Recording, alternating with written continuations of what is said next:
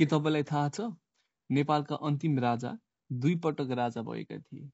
आजको भिडियोमा हामी राजा ज्ञानेन्द्र वीर विक्रम शाहका 10 रोचक पक्षहरूको बारेमा कुरा गर्दैछौँ।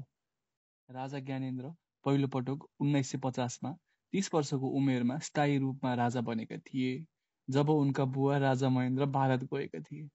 दोस्रो पटक भने 2058 सालमा दरबार हत्याकाण्डपछि पूर्ण रूपमा राजा बने।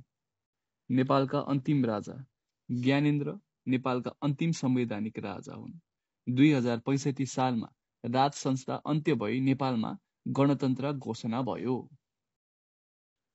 ज्ञानेन्द्र वीर विक्रम शाह व्यावसायिक रुचि भएका राजा। राजा हुँदा पनि ज्ञानेन्द्रको व्यावसायिक गतिविधिहरूमा ठूलो रुचि थियो। उनी विभिन्न होटल, उद्योग र ब्याङ्कहरूका शेयरधनी पनि थिए। काठमाडौँबाट बाहिर जन्मिएका राजा। राजा ज्ञानेन्द्रको जन्म 1947 मा भारतको सिमला शहरमा भएको थियो। राजा वीरेन्द्रका भाइ। राजा वीरेन्द्रका सगा भाइ राजा ज्ञानेन्द्र हुन्। दरबार हत्याकाण्डमा वीरेन्द्र परिवार मरेपछि ज्ञानेन्द्रले गद्दी सम्हाले। प्रत्यक्ष शासन लागू। 2061 सालमा उनले निर्वाचित सरकार हटाएर प्रत्यक्ष शासन घोषणा गरे। यो कदमको धेरै आलोचना भयो र देशभर आन्दोलन सुरु भयो। 2063 सालको जनआन्दोलनमा शक्ति गुमाए। जनआन्दोलन 2062 देखि 63 पछि ज्ञानेन्द्रले सम्पूर्ण शक्ति संविधान सभालाई हस्तान्तरण गर्न बाध्य भए।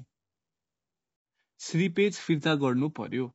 गणतन्त्र घोषणापछि उनले शाही श्रीपेज, राजाले लगाउने मुकुट, राज्यलाई फिर्ता गरे, जुन अहिले नारायण हिटी संग्रहालयमा राखिएका छ।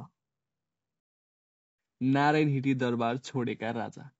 2068 मा गणतन्त्र घोषणा भएपछि ज्ञानेन्द्रले नारायण हिटी दरबार छोडेर नागार्जुन दरबारमा गए। राज संस्था पुनर्स्थापनाको पक्षमा। हाल ज्ञानेन्द्र वीर विक्रम शाह खुलेर राज संस्था पुनर्स्थापनाको पक्षमा बोल्ने गरेका छन् र जनसम्पर्कमा देखिएका छन्, तर सक्रिय राजनीतिमा चाहिँ छैनन्। के राजा साँच्चै फर्केलान् त? संसारमा अहिलेसम्म नघटेको घटना नेपालमा हुन सक्छ त?